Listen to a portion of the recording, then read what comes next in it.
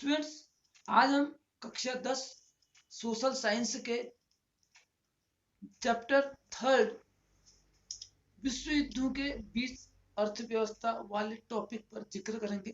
जैसा कि हम इससे पहले के 3 वीडियो में भूमंडलीकृत विश्व के बनने के विभिन्न आयामों पर चर्चा कर चुके हैं। आज हम देखेंगे कि महायुद्धों के बीच अर्थव्यवस्था की स्थिति में क्या क्या परिवर्तन हुआ। सबसे पहले हम यह जानने की कोशिश करते हैं कि प्रथम विश्व युद्ध कब से कब तक हुआ और इसमें किन किन शक्तियों ने भाग लिया। तो देखिए, इस नक्शे के माध्यम से आपको हम बताते हैं कि 1914 से 1918 के बीच हुए प्रथम विश्व युद्ध में संसार के अधिकतर देश शामिल हुए, लेकिन इसमें दो मुख्य शक्तियां थी। पहली शक्ति थी मित्र राष्ट्र, जिसमें ब्रिटेन यानी इंग्लैंड, फ्रांस और रूस ने भाग लिया था। और जो दूसरी महत्वपूर्ण शक्ति थी उनको हम बोलते हैं सेंट्रल पावर या केंद्रीय शक्ति। इसमें जर्मनी, ऑस्ट्रिया हंगरी और ऑटोमन साम्राज्य अर्थात टर्की देश शामिल था। इन विश्व युद्धों के कारण विश्व अर्थव्यवस्था को बहुत अधिक नुकसान का सामना करना पड़ा, क्योंकि इस महायुद्ध में टेक्नोलॉजी का बहुत ज्यादा यूज हुआ था। नए नए प्रकार के टैंक्स का यूज हुआ था और सैनिकों को ले जाने के लिए हवाई जहाज का यूज हुआ था, जलपोतों का यूज हुआ था और यहाँ तक कि रासायनिक हथियारों का भी यूज हुआ था। तो विश्व अर्थव्यवस्था पर इन विश्व युद्धों का बहुत बुरा प्रभाव पड़ा था, जिसका जिक्र हम यहाँ पर करते हैं। बच्चों, इन विश्व युद्धों के कारण संपूर्ण विश्व की अर्थव्यवस्थाओं में व्यापक प्रभाव पड़ा था। हम देखते हैं कि इन विश्व युद्धों के परिणाम स्वरूप लगभग 90 लाख लोग मारे गए थे और 2 करोड़ लोग घायल हुए थे। और इसमें अधिकतर कामगार उम्र के लोग अर्थात वर्किंग ग्रुप एज के लोग शामिल थे, जिनकी डेथ हुई थी। तो स्वाभाविक था कि इकोनॉमी पर इनका प्रभाव पड़ना ही था।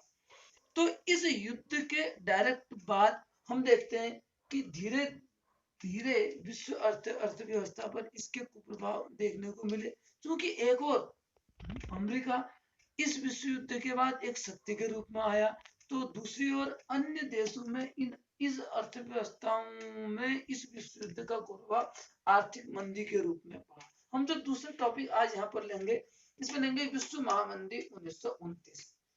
विश्व 1929 में विश्व में एक भयानक महामंदी हुई। जो युद्ध सुधार के लिए जो कदम उठाए गए थे वो भी इस महामंदी को रोकने में सहायक नहीं हो पाए। नंबर पहला क्या हुआ कि उस समय विश्व में कृषि उत्पादनों में लगातार वृद्धि हो रही थी। अब विश्व युद्ध के बाद कृषि उत्पादनों की कीमतों में वृद्धि नहीं हुई और किसानों ने अपने फसल को उगाना जारी रखा। फलस्वरूप किसानों को फसल की कीमतें कम मिलनी स्टार्ट हो गई। स्थिति यहाँ तक आई कि फसलों की जो कीमतें हैं उनको आधे से भी कम मिलने लग गई। उन्होंने जो साहूकारों से, जो बैंकों से ऋण लिए थे, वो ऋण चुकाने में असफल हो गए। फलस्वरूप 1933 के आते आते यूरोप और शेष विश्व में लगभग 4000 बैंक बंदी के कागार पर आ गए। आप जानते हैं कि बैंकों के बंद हो जाने पर इकोनॉमिक डेस्टोरेशन स्टार्ट हो जाता है, अर्थव्यवस्था की गति बिल्कुल मंद पड़ जाती है और उसी समय 3000 उद्योग भी बंद हो गए थे। इसका एक मुख्य कारण जो हम दूसरा देखते हैं कि अमेरिकी कर्ज की वापसी भी था, क्योंकि इस दौरान यानी 1929 से पहले अमेरिका ने विश्व के कई उद्योग समूह को या कई देशों को काफी बड़ी संख्या में, काफी बड़ी मात्रा में कर्ज दिया था। तो वे उस कर्ज को चुकाने में असफल रहे। इसके सीधा जो परिणाम है अमेरिकी बैंकों पर भी पड़ा और अमेरिका भी 1931-32 आते आते इस विश्व मंदी का शिकार हो गया। भारत भी इस विश्व महामंदी के चपेट में आया, उसका जिक्र हम अभी करते हैं। उससे पहले हम कह करते हैं कि विश्व मंदी से किस प्रकार विश्व अर्थव्यवस्था धराशायी हुई। एक और हम देखते हैं कि कृषि क्षेत्र में लगातार कीमतों में गिरावट आई, तो दूसरी ओर हम देखते हैं कि इसका सीधा प्रभाव औद्योगिक क्षेत्र में भी पड़ा और पूरे विश्व के सामने एक गहरा आर्थिक संकट खड़ा हो गया। औद्योगिक देश और अन्य देश में राष्ट्रीय उत्पादन और घरेलू उत्पादन में गिरावट आई। स्थिति यहाँ तक आ गई कि उत्पादन की दर नकारात्मक यानी निगेटिव आ गई। और नेशनल इकोनॉमी में जो हम जीडीपी करते हैं, जीडीपी की ग्रोथ रेट इन 4 वर्षों में -5 -6 तक आ गई, जो विश्व अर्थव्यवस्था में आज तक ऐसी स्थिति कभी देखने को नहीं मिली थी। तो कुल मिला के हम कह सकते हैं कि विश्व महामंदी के कारण आर्थिक तंत्र पूर्ण रूप से धराशायी हो गया था। अब अगला प्रश्न आता है कि भारतीय अर्थव्यवस्था पर इस विश्व मंदी का क्या प्रभाव पड़ा? क्या भारतीय अर्थव्यवस्था इस मंदी से बेहतर रही या भारत में भी इस महामंदी का प्रभाव पड़ा?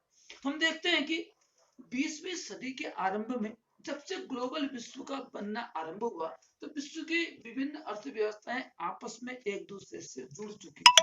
तो स्वाभाविक था कि इसका प्रभाव भारत पर भी पड़ना था। इस समय भारत कृषि वस्तुओं का निर्यातक बन चुका था और तैयार वस्तु का आयातक बन चुका था।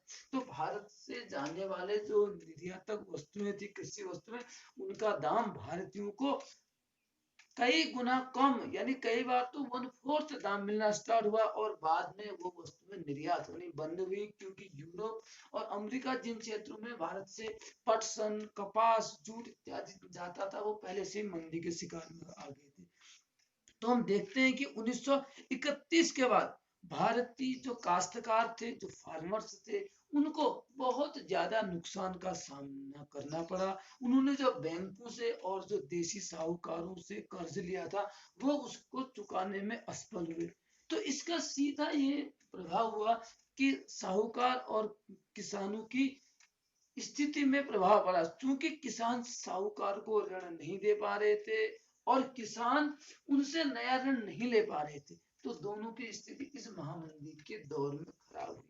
और हम कुल मिला के देखें कि भारतीय अर्थव्यवस्था में उत्पादन 60% से भी कम हो चुका था। यहाँ तक लोग अपने घरों में रखे हुए जेवर और सोना चांदी इत्यादि को बेचने के लिए मजबूर हो गए थे। महामंदी की स्थिति इतनी दुखदाई रही कि लोगों को भूखे मरने की स्थिति आ गई और विश्व अर्थव्यवस्था के चौपट होने के साथ साथ भारतीय अर्थव्यवस्था भी चौपट